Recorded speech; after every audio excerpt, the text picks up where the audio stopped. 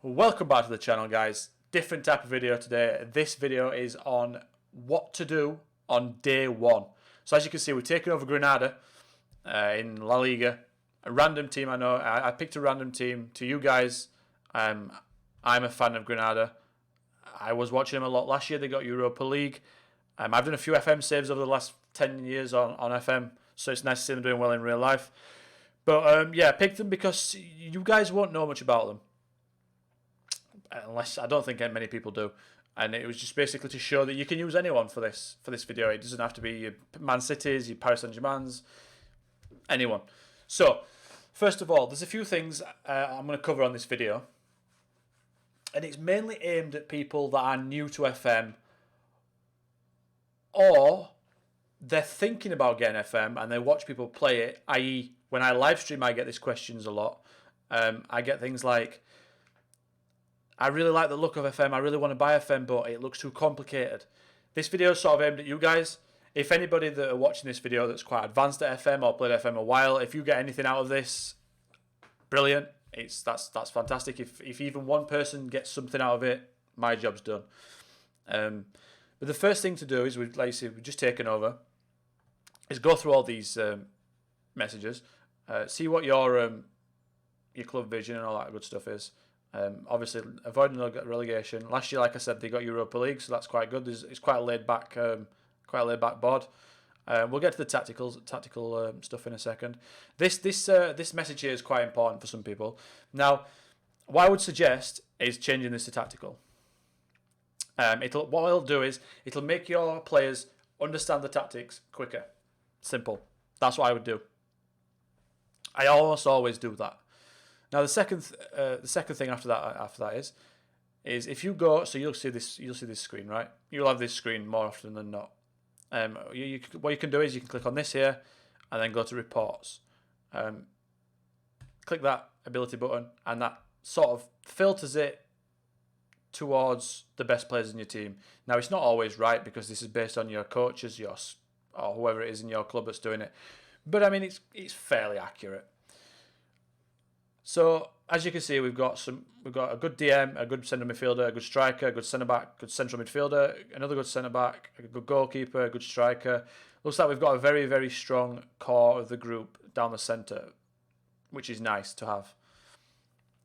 Right back, then left back, then wingers. So yeah, our weakest area is wide. It looks to me, the wide areas. Now, what you can do based on that is go. Create your own style. You could, if you wanted, you could go like that because you've just realised that you've got good central midfielders, not many good wingers. Now, if you're not comfortable on that and you want to play something that's quite, I wouldn't say easy, but something that's quite adaptable. This is my go-to usually. This one. What you can do is you can just click on each pick a player. And it gives you this information. Now this guy's a centre back, so I wouldn't use him there. Victor Diaz looks like not a great right back, to be honest. Fulquier looks good. And what you should do is you pick your team. So if I was just going to do it really quick, put Perez there, Domingos Duarte there, Carl's Never, DM, and you just slam them in. Just put them in. There you go. This is not a definite. This is just a quick one, just to show you the process, really the point of it. Now, again, you'll have this screen, right?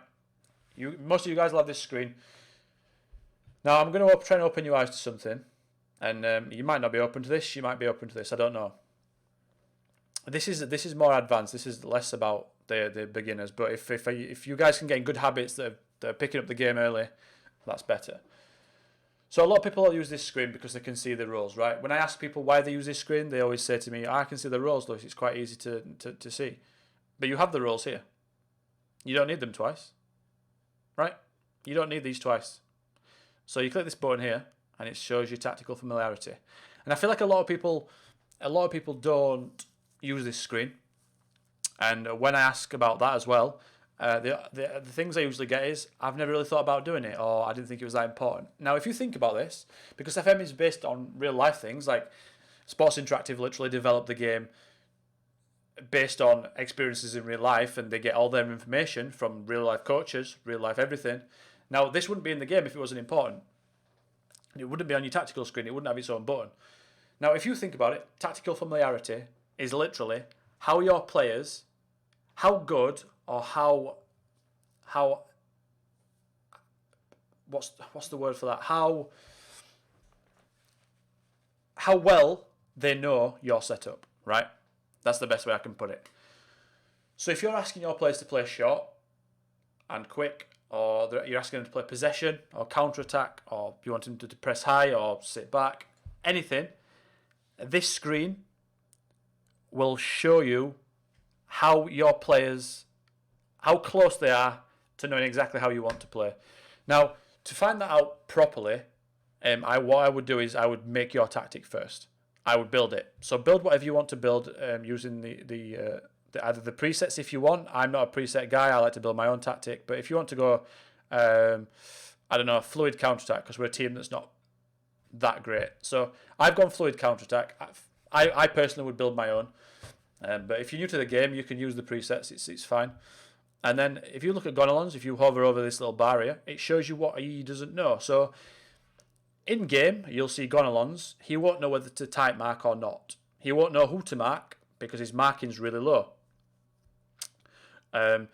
Everything's low apart from his width. He knows exactly how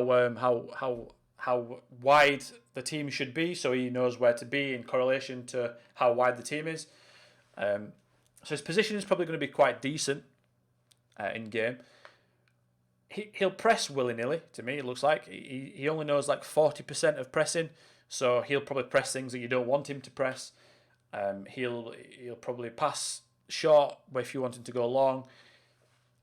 Now, to rectify this, because some of you guys, what I want you to do right now is pause this video. So if you pause this video and you load your FM up, but keep the tab up, pause it, load your FM up right now, and click on this screen.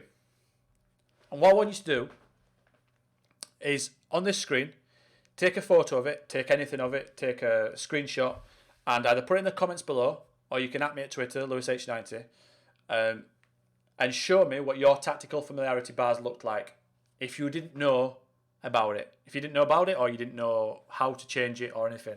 I'm convinced there's a lot of people playing FM out there, and their players do not know their tactic. I am convinced. I really am. I'm convinced of it. And I think a lot of people will be shocked, actually, because you watch how much better your team play when they understand when they should press, when they should play short, when they should tight mark, when they should play wider, narrower, more creative freedom, less creative freedom. And in general, and if you look at the bottom right one, it says position, role, duty. That's the main important one. If they don't know how to play their role, what hope have we got? So, to help with that, there's a few things you can do. The first thing is, if you're going to training and you go on calendar, what you can do is you can stick a few coaching sessions in. So now you can right click if you want, but I would suggest left click if you're quite a beginner at this. It literally shows you everything. Now, the main one is if you go to match prep and you go to teamwork.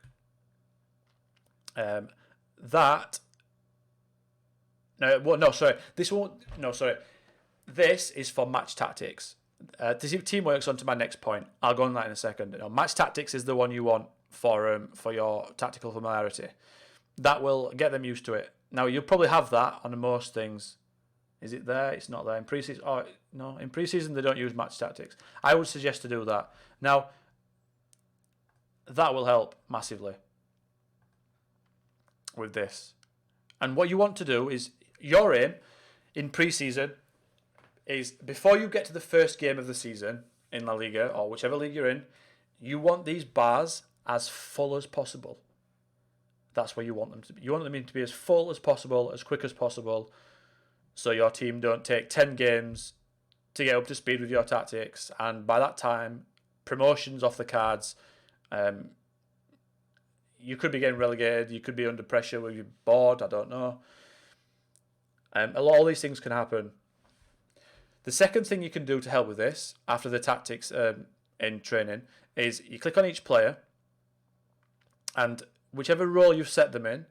So, for example, I want Carlos Neva. I click on him. I decide that he's really good at dribbling. He's pretty quick. He's not massively good at defending, so he's more of a wing back, right? Straight away to me, he's a typical Spanish wing back. So I would probably play him as wing back support, right? So if I want to use him as that role, for example, on Neva, I click on him. I go into development. I click here, and I click left back, and then wing back support, right?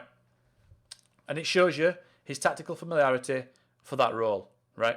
And that will help him fill this bar up quicker. Now, you can do that for every single player. I would recommend doing it. Find the role that you're going to play them in, and then set it in training. The next thing you need to do is your staff. Now, I think a lot of people don't touch this, and it's a massively important area of the game. Not only because if you hire the staff and good staff, you can get maximum gains out of your training. So, you know the screens where you click on a player and they've just got green arrows and they're going up in stats. It's the best screen on FM, right? Now with this, if you do this right, you'll get more of that. And those 16-year-old wonder kids that come through, they'll just fly up. They'll fly. Now, all these areas of this video, so the tactics, the training, the staff, the team, I'm going to go into a video into each section in more in depth. So if you're wanting those tips, subscribe to the channel, and I'm going to put them in a playlist together. So this video will be the first playlist video, and then after that there'll be in-depth training, in-depth tactics, in-depth, all that stuff, and they'll be underneath. So make sure you check that out after. I don't know when they'll come out. I'll probably maybe do one a week. I might do it more than that. We'll see. It depends how this video does, right? So back to the staff. First of all, before you get any new staff in, you need to figure out if your old staff are worth anything or worth keeping, essentially. So if I go back onto this screen here, you go training, coaches, edit coach assignment. This is where you assign all your coaches to each areas of the training pitch, right? Now, what you can do, and what you should do, is hover over each person, and you can see what job they're best at, right? So my guy's got like 11s everywhere, so you can probably do 3.5. It's quite average everywhere. Yeah. So every single assignment he can do, perfect. Raul Espinola looks awful. He's shocking. He can do 2.5 star. Now, the reason he can only do 2.5 star, and my guy can do 3.5, despite only being 2 stats away. So if you look at all my coaching stats there at the bottom, this place here, all mine are 11s, right? If you look at Espinola, his is 9s. Now you might be thinking, why can your guy do 3.5 and he can only do 2.5? Now that's the difference in stars. Is this part here down the right hand side? So if you click on the easiest way to show you it is if you go to staff search, and you click on, let's click on David Adams, right? And so he's a manager, but he also knows how to be a coach. So you click on coach there, and this highlights the coaching stats, right? But can you see these three here? Can you see these three? There's a reason why these have been highlighted. Determination, level of discipline, motivating, right? The higher those three are, the higher the stars the staff will do. So if you go to staff, this is what I do. I go new search, I click coach, go to attributes, pick, and then I literally do motivating, level of discipline, determination, and then this bit you can set on depending on the quality of your team, right? So if you're Paris Saint-Germain, leave it at 15. I'm Granada, I'm going to lower it to 12. Okay, all that good stuff. And then what you can do is, you'll probably have this screen, right? Click on contract, click on coach and attributes, and then you can literally filter by who's the best at each role. Now, if you look across, because I probably won't get enough coaching spots to have a person specialised in every single area, I'm probably going to need some coaches that are good in a few areas. So if I look across at maybe Joe Dunn, he's got 15 defending and all this stuff. He's got some 14s and 15s in some areas. So has Glyn Snowden. He knows all these things. So, for example, he looks like a good assistant manager. Now, if I get him in, he's probably going to be 3.5 star as well. Now, I don't think there's any possible way to know how good these have to be to reach the next star. But if you get them at the best they can possibly be, the more higher the coaching stars are in the training tab, right? So if you look at Manuel Lucena at the bottom right there, it says determination, 16, level of discipline, 8, and motivating, 13. So the level of discipline is letting him down massively. Same with him, 7 level of discipline. Same with him, 8 level of discipline. Now, if you get those 3 in each coach, you will have a much higher chance of getting more stars in the coach responsibilities. Now, what you want is you want 3.5 star if you possibly can, at least in a top tier team in a top division. You want 3.5 star. So these 3 for me will get the sack. Now that's another little thing you can do. Again, I'm going to go into this training thing more, but it's something you should do. Like I said, any questions after this video, either write them in the chat in the comments. I'll reply to every single one, and I'll also reply to people that ask me on Twitter as well, because I get a lot of questions about stuff like this on Twitter. That's that training. There's a lot more to do with training, but it's something that's definitely underlooked and definitely underused. And the last thing is responsibilities. If a lot of people ask me, why can't I see under-19s there, Lewis? Why can't I see my B team? Why can't I see this? It's because if you go into training, you watch this little part here under Dev Center. If you keep your eyes on this Dev Center, when I take control of training in a second, because my training is down to my under-19s manager, if I take it, watch, and I click confirm, ready? Now you'll see 2 things pop up here. Bang. Under-19s and the second team, Recreativo Granada. That means that now you're in charge of the training. Now, what it doesn't mean is you have to go and sort the training out on every single week. Don't worry about that. It doesn't. You don't have to do that. So it's something I would definitely do. All it means is if you want to do this. So for example, you've got a good player in your under-19s. Let's say I've got Fermin Martin, right? I've got this guy left back. He actually looks really good, to be honest. I'm looking at him and I'm thinking he can't really be a fullback because he's got low dribbling, he's got low technique, but I want him to be a centre-back. Now, what you can do, and what you should do, is you should go in here, and as you can see, the assistant manager, who was in charge of training before, has him set as a no-nonsense centre-back stopper. Now, what that means is if you change him back to a central defender, did you see that? Composure there now highlights. Now, if I go back to what the assistant manager was training him at, no nonsense centre-back defend, watch the composure there, watch this green line on composure, it disappears, watch. If I can do it properly, there, oh, composure gone. So what that means is Fermin Martin will not train his composure. If you left that, if I'd have just left that responsibilities and I didn't change it like many of you guys don't do, he wouldn't get better at composure. And as a centre-back in a possession-based team, which is what I want to be trying to play, composure is important. Now, you probably, if you don't do this for 2 seasons, that's 2 seasons where he isn't training his composure. Now, it might go up by 1.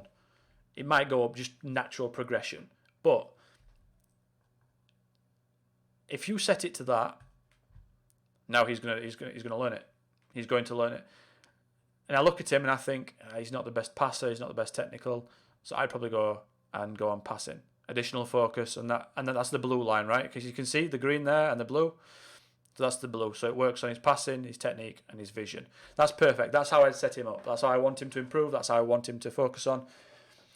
You'll probably be thinking, Lewis, why are you not working on his quickness and his acceleration? Because he's really slow.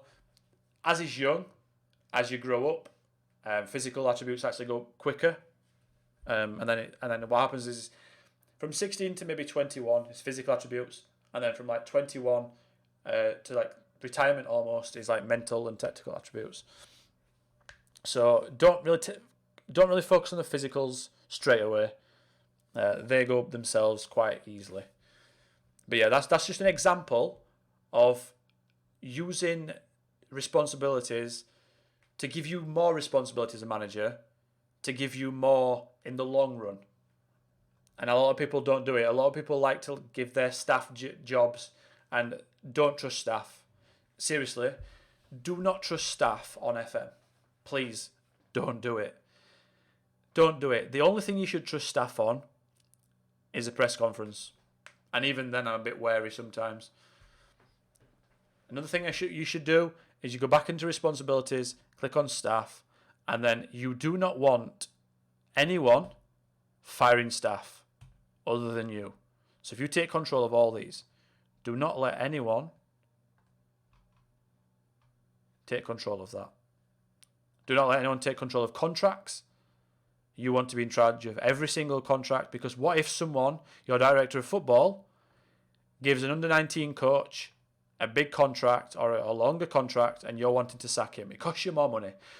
What if there's loads of shit players in the under-19s with no potential and your director of football is going around giving them $2,000 a week? It's a waste. It's an absolute waste. You don't need it. You don't want it. Change it. Another thing is on the scouting responsibilities is assigning scouts. So I'll quickly dive into the scouting. I wasn't going to. This video is only 20 minutes long.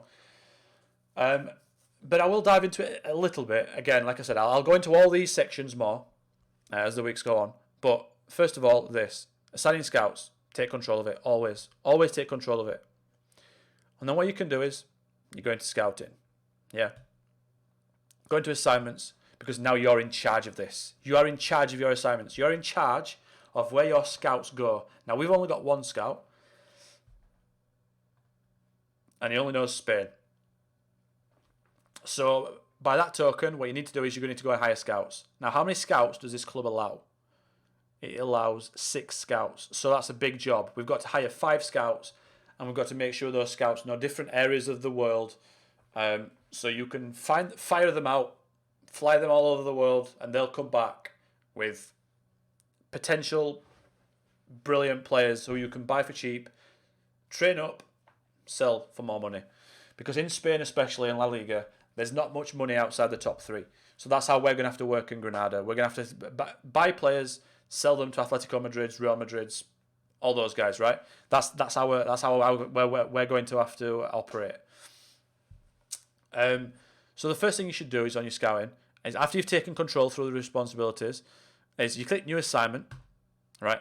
Now we've only got one scout, but let's imagine, let's just imagine that Santos Olmos, let's say he knows Scandinavia. Let's say he's a Scandinavian guy. He's got a lot of knowledge out there. There's a lot of cheap players and a lot of potential out there. So let's just imagine, for a hypothetical point of the video, that he knows Scandinavia, right? So you click him. Right, you find him on a list of 6 scouts. You click him. You want to send him to Scandinavia, yeah? You click on scope at the top. You click region. You go down, Scandinavia, first thing. Second thing, you click this little arrow, and you click scouted potential ability. Now this is essentially which players you want him to find. Now, I've been I've been wanting for a long time now that the stars be at the side of this, because unsuitable is 0.5 stars potential. That's 1, 1.5, 2, 2.5, 3, 3.5, 4, 4.5, and 5 star. So that's the maximum. And as we're Granada, and potential is based on our first team squad, and it's not that high, we'll go 5 star. Now, if we had 5 stars at the side of that and 4.5 stars, it would be much better and much easier for people to understand. Now, they don't know that, so I'm going to let you know that. You click on star, and then this is what I do personally. So you can copy this. You don't have to. You can do it differently. And then I also click on this button again. I go on age, and then it says at most. I want him to find players at most 21, because 21 is the maximum amount. I don't want people 22, 23, because they've already sort of got quite where they're going to be, really. they've not got much potential to grow into. And that's what I do. After that, I click on duration and then change to ongoing. So you don't have to, so when he finishes, you don't have to set it up again. He'll just keep doing it. Season out, season in. New youth intake players will come into all the Scandinavian teams. He'll keep going back around to different countries and finding new players. Click ongoing. Make sure you click ongoing. It's quite important. And then you send him to Scandinavia. Bang. He's gone. On a plane. And you won't see him again unless you call him back. You don't want to see him again. You want him to be on the phone to you, right? Recommending him all these wonder kids from Scandinavia. So that's what I would do. The next one, I would do it again and again and again and again with... I would do it with Eastern Europe, so Russia, Montenegro, Serbia, all those guys. I would also do it with, if you can find one, West Africa. West Africa is your Ivory Coasts, your Ghanas, Senegal, very, very strong African nations. Also South Europe, places like Greece, Turkey, South America, Brazil, Argentina, you want guys from there. And the other one I would recommend is, where is it? Central Europe, so Spain, Portugal, Belgium, Germany. That's probably the biggest one. That's the biggest scope. So you might want 2 scouts on that one. But set all those up, and that is probably the last one you should do. After you've found your transfers, you set your team up, you've set your familiarity up, you've set your responsibilities up, your staff, then you're ready to go. And if you follow the things in the video, you can pause at any point, because I know I'm talking a lot. I know it's a lot of information. And like I said, if there's something you don't quite get and you don't quite understand, or I haven't explained it the best, just write it in the comments. Just write whatever you want in the comments, and I will get back to you. And I will spend... You can even join the Discord. You can even join my Discord. It's in my Twitter bio. You can join the Discord. You can ask about it. There's a lot of channels to speak about different things. I'm in there now. I'm in there all the time. Just ask me questions. I'm wanting to try and get more people into FM, and to make it seem less overwhelming than it can seem, because it's quite literally the best game out there, value for money wise, and I think everyone should play it. And I think I've rambled on way too long. It's nearly half an hour video. I don't think I've got anything else to cover, guys. So until the next video, thank you for listening, and goodbye.